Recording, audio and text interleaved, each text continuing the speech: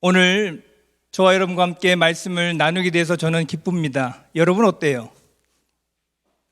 별론 것 같아요. 아무 얘기가 없으니까. 저를 한번 따라했으면 좋겠습니다.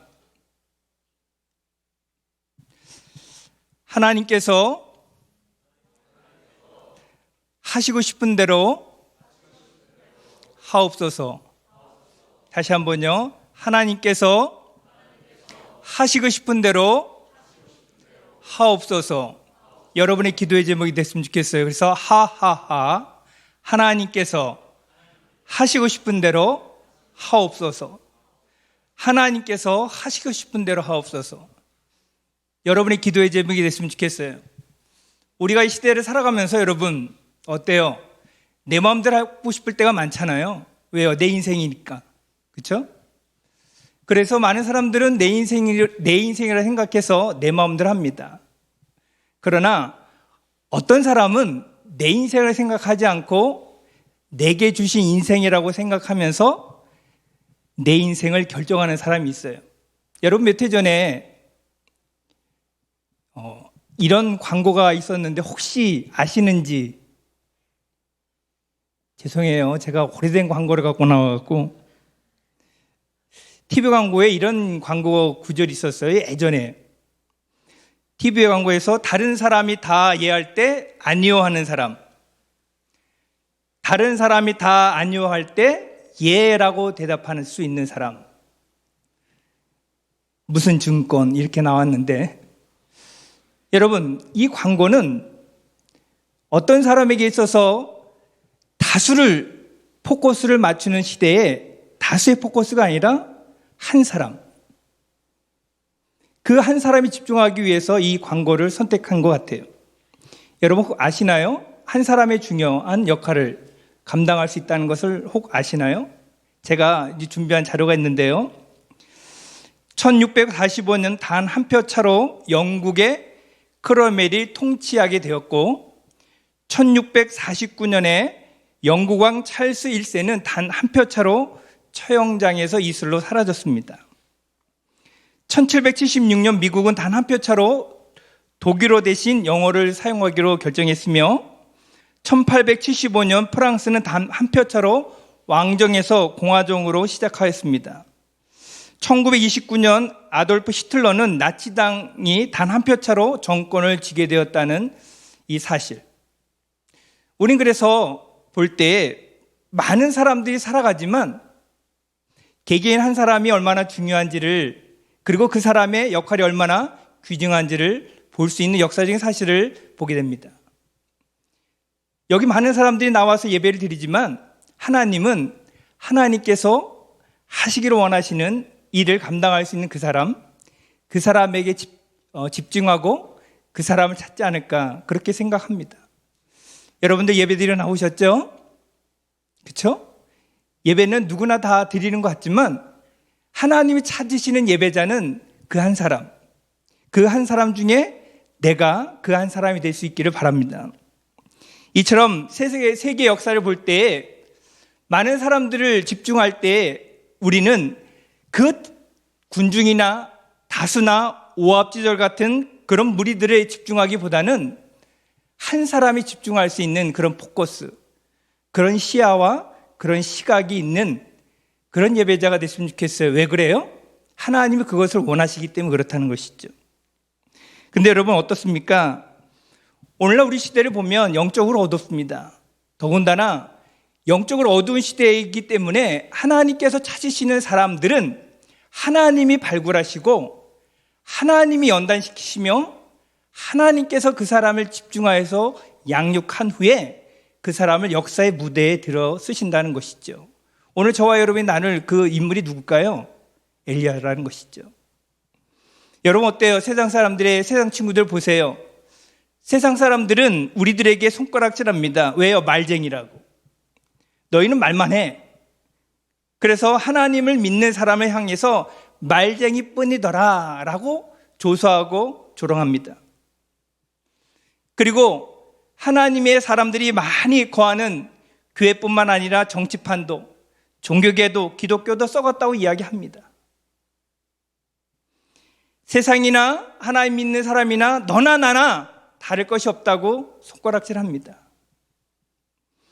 그럴 때 우리는 당당하게 하나님을 믿는 사람으로서 내가 하나님 앞에 보여주는 그런 믿음의 사람이 되어진다면 하나님은 그 사람에게 집중한다는 것이죠. 일주일에 한 번 예배 나와서 예배 드리고 가는 그 사람보다 하나님의 사람으로서 살아가는 삶을 지켜나가는 그 사람은 하나님이 기쁘게 여기시고 쓰시지 않을까요? 여러분 한번 생각해 보세요. 여러분이 만약 하나님이라면 오합지졸 같은 다수를 원하실까요? 아니면 하나님에게 집중하는 그 사람 한 사람을 원하실까요? 시대가 어두우면 어두울수록 하나님은 누구를 찾기를 원하실까요? 하나님은 누구를 쓰기를 원할까요, 여러분? 우리 시대는 저마다 옳은 길로 가려고 노력하지만 사회를 보세요. 옳다고 이야기하는 그 많은 사람들도 비리와 부정과 불경건함으로 치닫고 있어요. 사회만 그렇습니까? 기독교 안에도 그렇고 우리 안에도 그런 일들이 일어날 수 있어요. 그래서 하나님께서는 하나님의 손에 합한 하나님이 쓰실 수 있는 그 한 사람, 그 사람을 오늘도 찾고 있다는 겁니다. 엘리야 시대는 하나님 보시기에 영적으로 매우 암묵적인 그런 어둠의 시대였어요. 타락한 것은 일반이요. 모든 사람들이 죄에 거했기 때문에 너나 나나 할 것 없이 죄 중에서 거하는 사람이기 때문에 누구라고 손가락질 할 수 없는 그런 시대에 살았어요. 그럴 때 혜성처럼 등장한 사람이 누굽니까? 엘리야라는 거죠. 엘리야. 하나님께서 찾으시는 그 엘리야 한 사람, 그 사람이 등장해서 어떤 일을 이루어내는가. 오늘 시작부터 이제 성경의 시작이 쭉 되는데 오늘 저는 그 엘리야를 소개하고 싶어서 여러분들에게 이 말씀을 도전적으로 전하는 겁니다. 그래서 우리가 엘리야 시대를 통해서 배울 수 있는 두 가지가 뭐냐? 첫 번째는 어두운 시대에 하나님께서 역사 가운데 어떻게 하나님의 섭리를 이끌어 가셨는가? 그 하나님의 섭리를 이끌어 가시면서 하나님께 쓰신 사람은 엘리야였는데 그 사람을 어떻게 하나님은 훈련시키셨고 어떻게 그를 인도해서 하나님의 사람으로 쓰셨는가? 그래서 여러분 알잖아요. 엘리야가 얼마나 큰 기적의 사람이었는지. 그가 맨 나중에 어떻게 합니까? 하나님 나라로 승천해 올라가잖아요. 근데 우리는 왕왕 그래요. 믿음이 좋은 사람만 그렇게 할 수 있고 엘리야 같은 사람만 그렇게 할 수 있다고 이야기하는데 성경 그렇지 않아요. 야고보서의 기자는 엘리야도 우리와 똑같은 성정을 입었다라고 이야기하고 있습니다. 그러니까 엘리야나 우리나 똑같다는 거예요. 그러면 무엇이 다릅니까? 무엇이 엘리야와 우리와 다른 점이죠? 엘리야의 그 많은 기적들은 누가 일으킨 거죠? 엘리야가 일으킨 겁니까? 아니죠. 엘리야를 쓰신 누구죠? 하나님. 대답을 해보세요. 하나님께서 그렇게 하셨다는 것이죠. 엘리야가 위대한 것이 아니라 엘리야를 쓰신 하나님이 위대하신 것이고 엘리야만 그렇게 위대한 사람으로 쓰고 그냥 역사는 살아계신 것이 아니라 하나님의 섭리는 오늘도 이루어지고 엘리야처럼 하나님께서 쓰실 만한 사람들을 찾아 하나님은 그 사람을 통해서 역사를 이루어 가시며 섭리 가운데 이끌어 가신다는 거예요. 그렇기 때문에 하나님의 사람 한 사람이 우리에게 필요한 것이죠. 여러분, 엘리야가 처음 역사의 무대에 등장할 시대를 제가 잠시 설명해 드릴게요.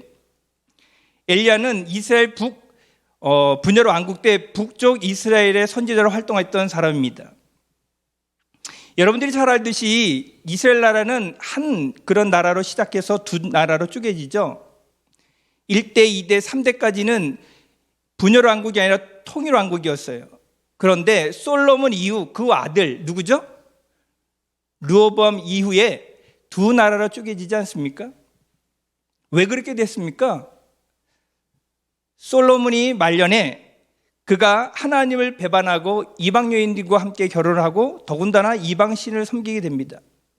하나님께서 이 솔로몬에게 심판을 내릴 때 네 때는 하지 않고 어느 때요? 네 아들 때에 가서 나라를 두 쪽으로 두 쪽으로 나누겠다 그렇게 얘기하시고 열왕기상 12장부터 분열왕국이 시작이 됩니다. 그럴 때 북쪽 이스라엘은 10개 지파를 통해서 여로보암이 다스리고 남쪽은 유다와 베냐민 지파 단 두 지파만이 유다 민족을 이룹니다. 그래서 르호보암의 통치를 하죠. 이거는 다윗 왕조가 거슬러 내려가지만 북쪽 이스라엘 나라는 10개 지파는 그렇게 되지 않았어요. 그렇기 때문에 북쪽 이스라엘 나라는 처음에는 하나님을 섬기는 것처럼 보였어요. 그런데 여로보암이 이 정치를 어떻게 시작했는가 보시면 열왕기상 12장 28절에서 29절 같이 봅니다. 시작.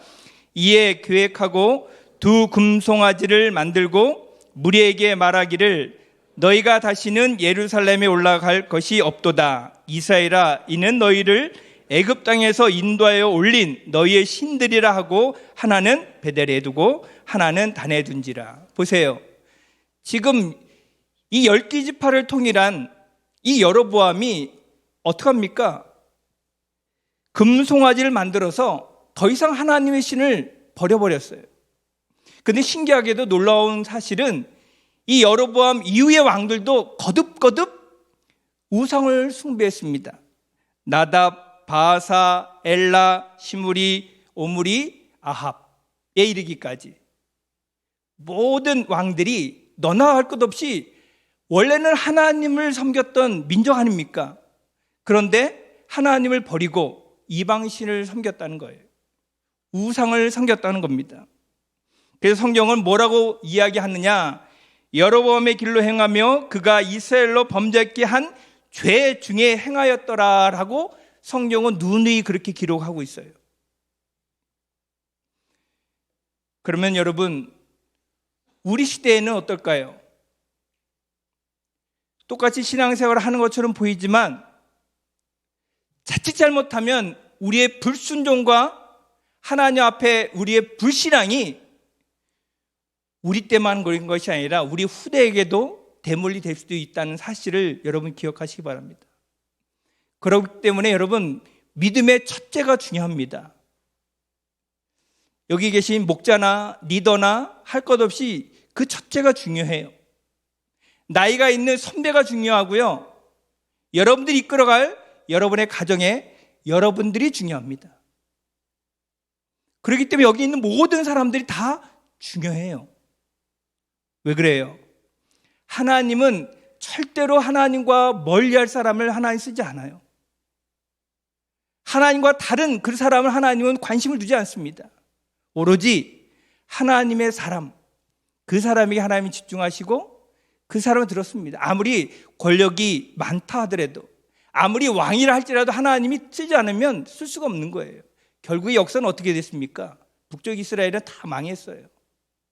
비참한 치유를 맞이했다는 거예요. 이게 역사랍니다. 역사. 여러분의 역사 가운데는 어떻습니까? 오늘도 평안하십니까, 여러분? 오늘도 여러분들은 하나님과 집중하고 계십니까? 저를 한번 봐주시기 바랍니다. 여러분들은 하나님과의 관계에서 어떠냐고요? 먼 미국 땅에 와서 공부도 열심히 하는 가운데 있지만 중요한 것은 내가 이 공부에 집중하는 이유를 알아야 되고, 나와의 관계에서 공부는 끊어져도 누구와 끊어지면 안 됩니까? 하나님과 끊어지면 안 되잖아요. 힘들고 어려울 때 붙잡을, 우리에게 힘을 줄, 우리에게 능력을 줄 분은 한 분인 것을 우린 기억해야 된다는 것이죠. 그렇기 때문에 하나님께서는 이 불신앙의 늪에서 하나님이 들어 쓰신 한 사람이 누굽니까? 엘리야라는 거예요. 엘리야. 엘리야는 범죄한 나라, 범죄한 도시에서 하나님이 불렀어요. 그리고 하나님은 그를 들어 썼어요. 많은 사람 앞에서 하나님의 살아계심을 증거했어요.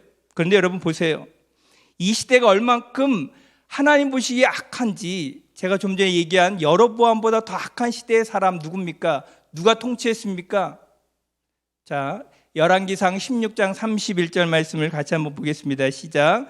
느밧의 아들 여로보암의 죄를 따라 행하는 것을 오히려 가볍게 여기며 시돈 사람 왕 벳-엣바알의 딸 이세벨을 아내로 삼고 가서 바알을 섬겨 예배하고. 지금 아합은 그 전의 왕들보다 어떻게 했어요? 가볍게 여겼다 그랬어요. 가볍게. 한마디로 말해서 바알의 전도자가 된 거예요.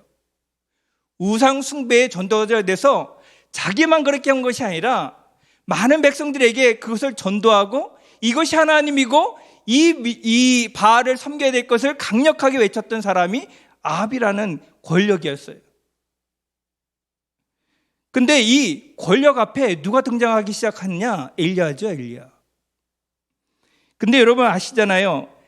엘리야는 하나님의 사람이지만 그는 어떤 배경이나 어떤 권력이나 어떤 자기가 추구할 수 있는 어떤 직책을 들먹이면서 등장하지 않았습니다.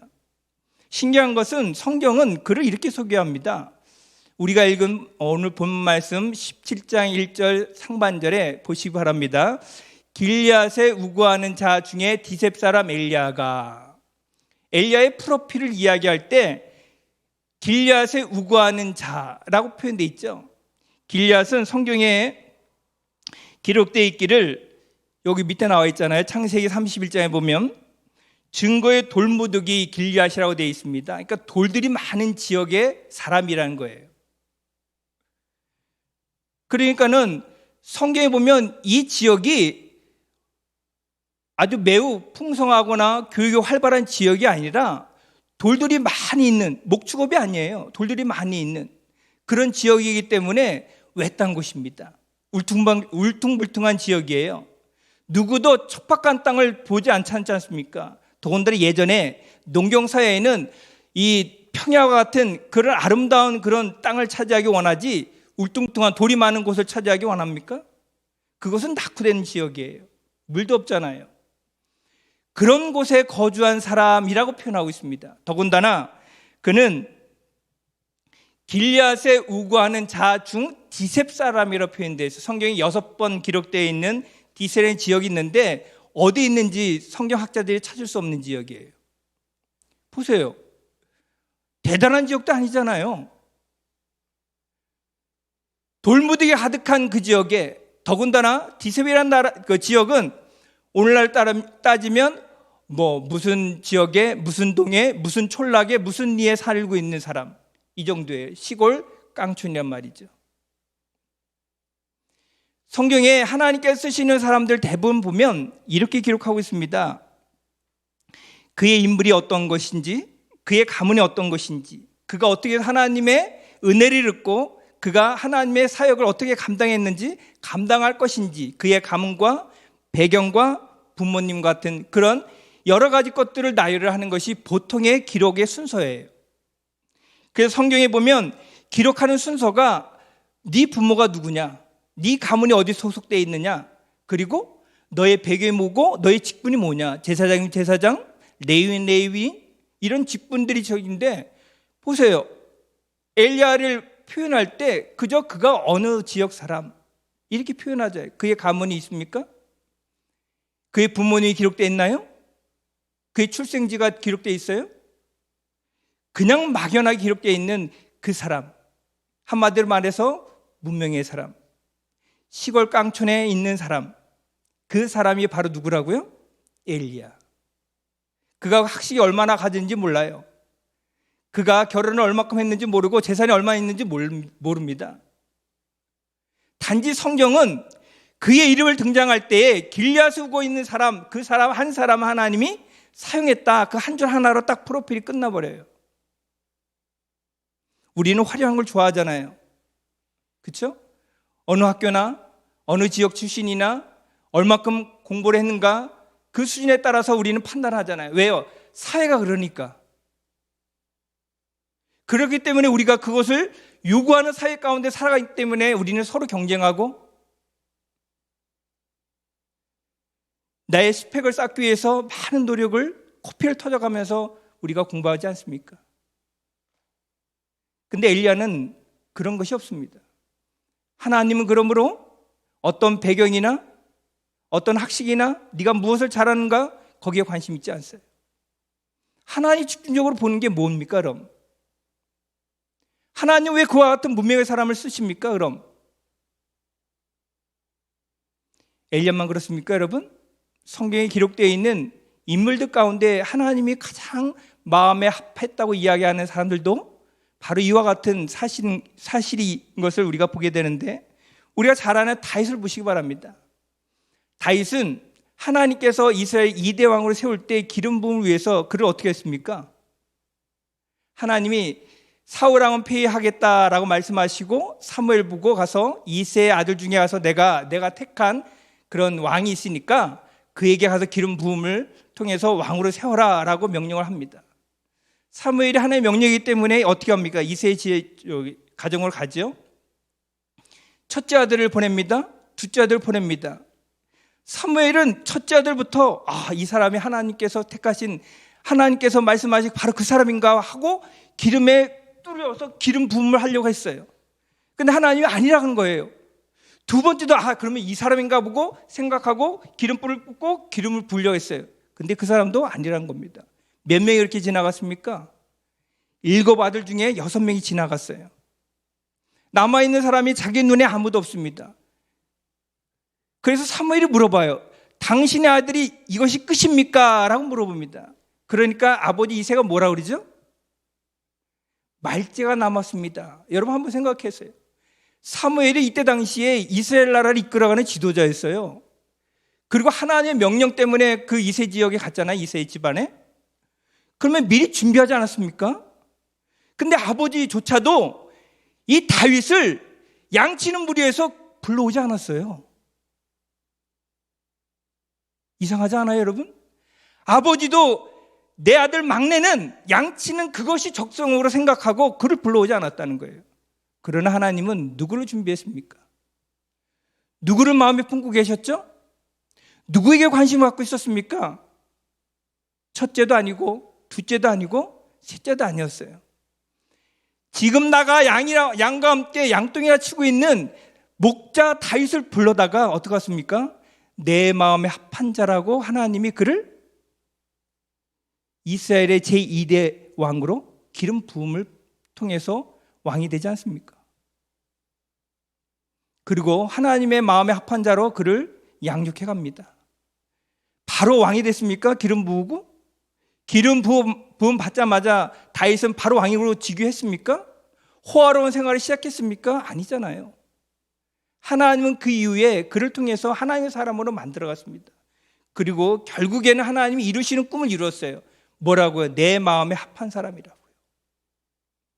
저는 여러분들이 고생하고 힘들고 어려움을 겪고 있는 분도 있을 줄 압니다.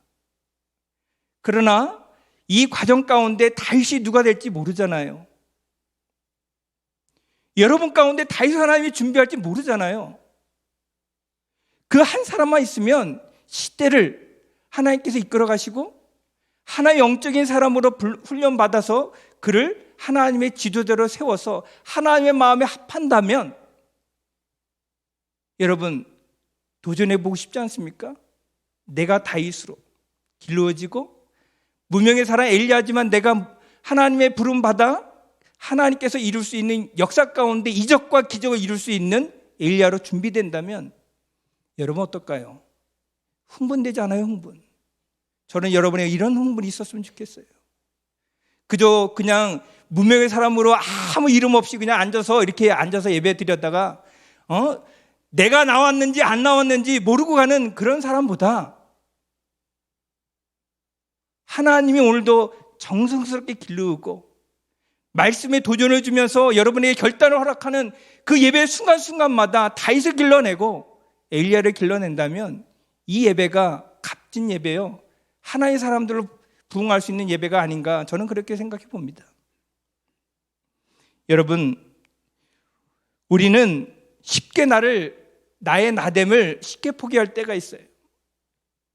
나 같은 것이 내가 뭘 할 수 있어? 그러나 그렇지 않아요. 다윗도요, 양이나 치면서 목동의 세월을 지냈고 기름 부음 받자마자 광야로 하나님께서 쫓겨내어서 광야 생활을 10년을 보냈습니다. 그 많은 고통 가운데 다윗은 결코 잊지 않은 거 하나님이에요. 하나님께서 나를 쓰실 것이다. 하나님이 나를 부름 받았기 때문에, 기름 부음 받았기 때문에 하나님께서 나를 언젠가는 쓰실 것이다 라고 준비되면서 그를 아름답게 등극시키잖아요. 다윗만 그랬습니까? 엘리야도 그렇다는 것이죠. 하나님이 무명의 사람으로 촌동네 지역에서 길렸는데 그가 갑자기 혜성처럼 누구에게 나타나요? 이때 당시에 제가 좀 전에 얘기했잖아요. 아합 왕한테 나타나요. 아합 왕. 왕이 있는 곳에 들어가서 그가 떳떳하게 외치는 그 말이 있는데요. 여러분 한번 생각해 보세요. 아니 아합이 지금 바알을 전도했어요. 바알 신을 권하고 있어요. 하나님 신이 이미 한벌간 시대예요. 너도 나도 입 다물고 하나님을 섬긴다 해도 숨지게 숨기는데 지금 아합 왕 앞에 가서 그가 당당하게 외치는 그 말이 뭡니까? 그 다음 말이잖아요. 한번 볼까요? 시작.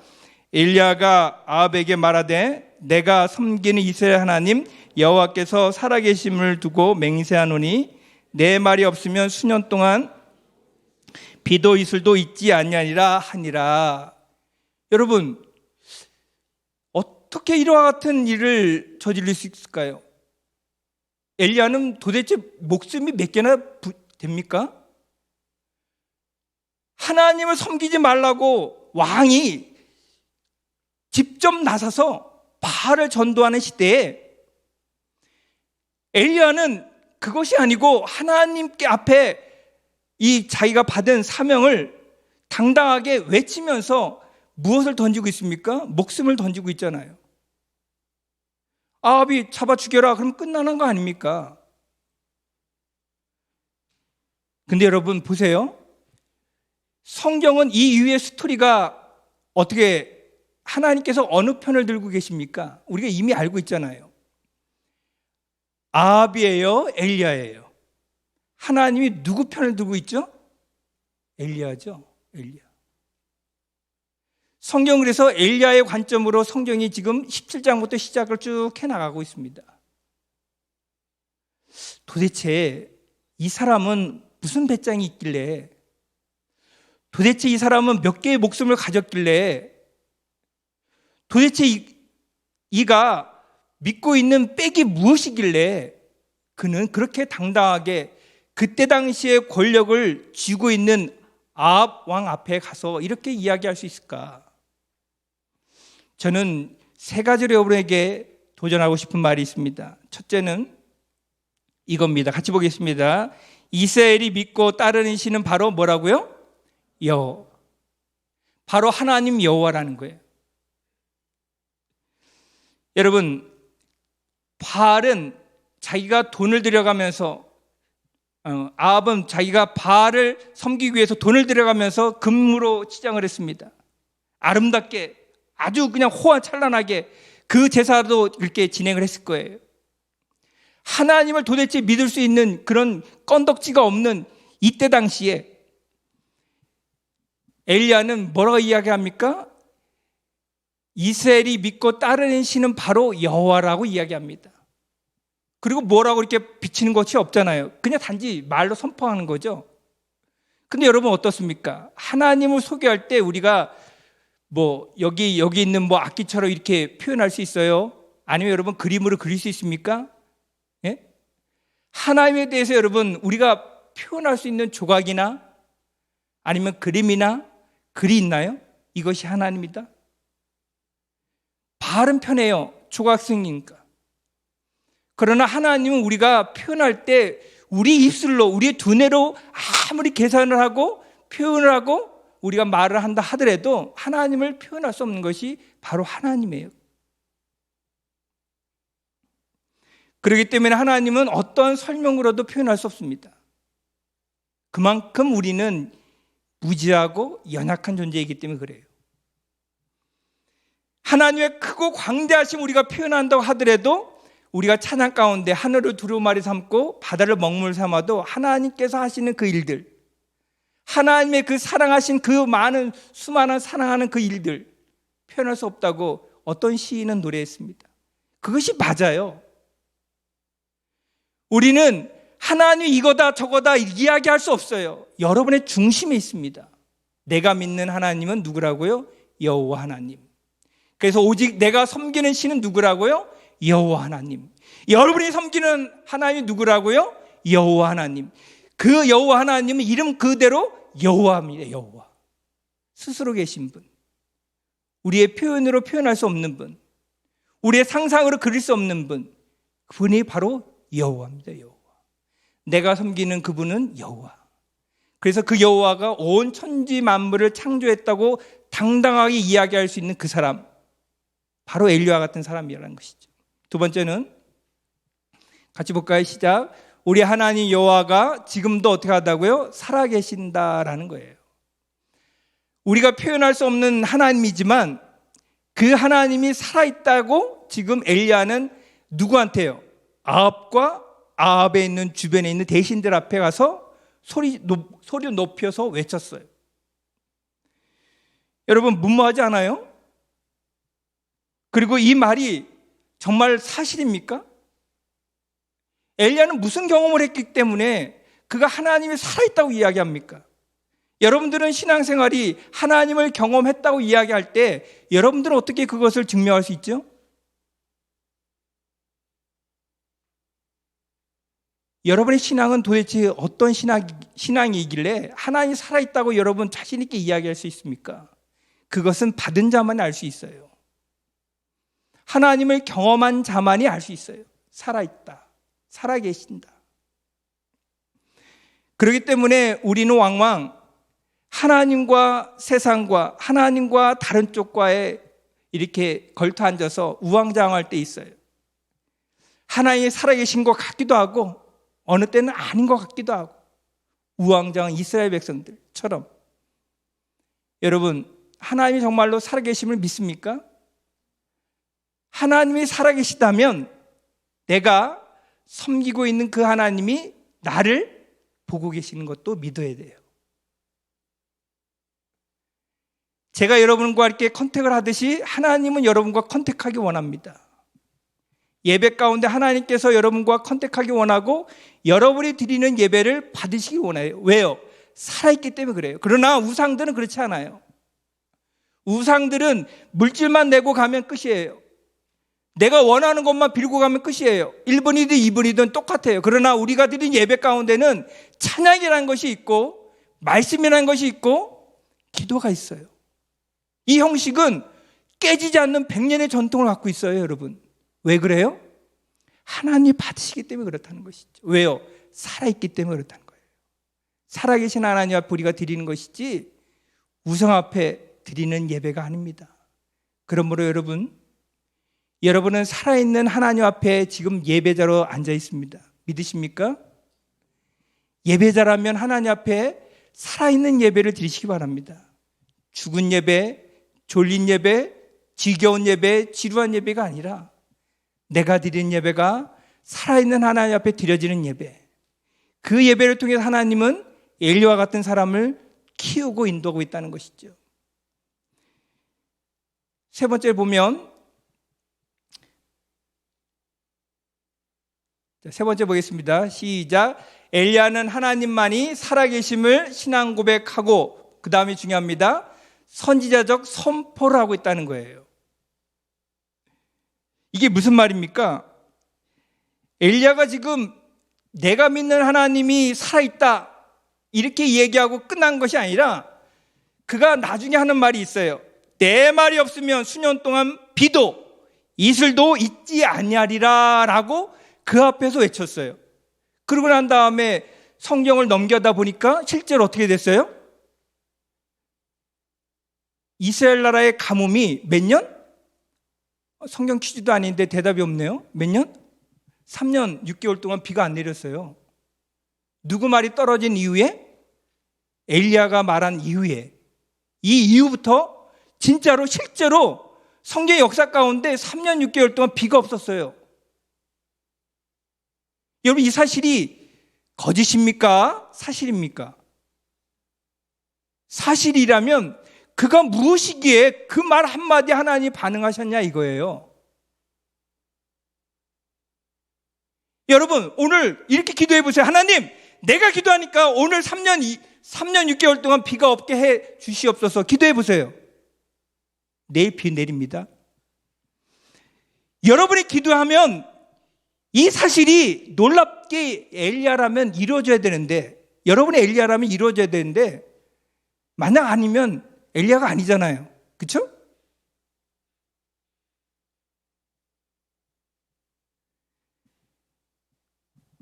저를 보세요. 성경에 기록되어 있는 것을 잠깐 보겠습니다. 엘리야는 자기가 그냥 허황되게 외친 것이 아니라 제가 이야기하고 싶은 건 바로 이거예요. 신명기 11장 시작.